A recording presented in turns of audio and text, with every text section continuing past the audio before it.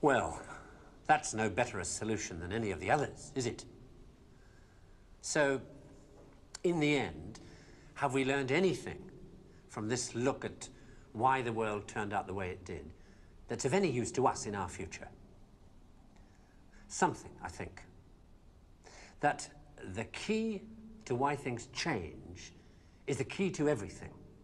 How easy is it for knowledge to spread?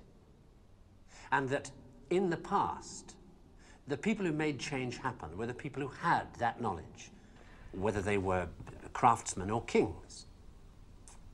Today, the people who make things change, the people who have that knowledge, are the scientists and the technologists who are the true driving force of humanity. And before you say, what about the Beethovens and the Michelangelos?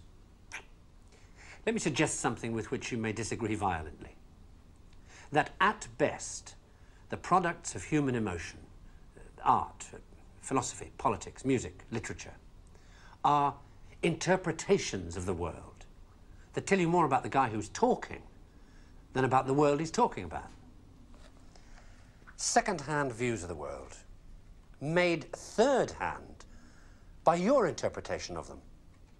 Things like that, as opposed to this. Know what it is? It's a bunch of amino acids, the stuff that goes to build up a worm or a geranium or you. This stuff's easier to take, isn't it? Understandable. Got people in it. This scientific knowledge is hard to take because it removes the reassuring crutches of opinion, ideology, and leaves only what is demonstrably true about the world.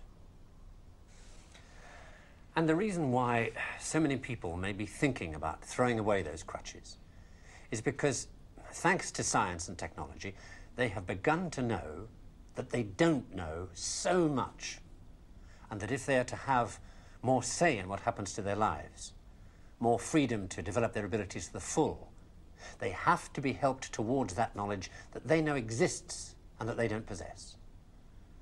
And by help towards that knowledge, I don't mean give everybody a computer and say, help yourself. Where would you even start? No, I mean trying to find ways to translate the knowledge, to teach us to ask the right questions. See, we're on the edge of a revolution in communications technology that is going to make that more possible than ever before. Or, if that's not done, to cause an explosion of knowledge that will leave those of us who don't have access to it as powerless as if we were deaf, dumb, and blind. And I don't think most people want that. So what do we do about it? I don't know. But maybe a good start would be to recognize within yourself the ability to understand anything, because that ability is there, as long as it's explained clearly enough.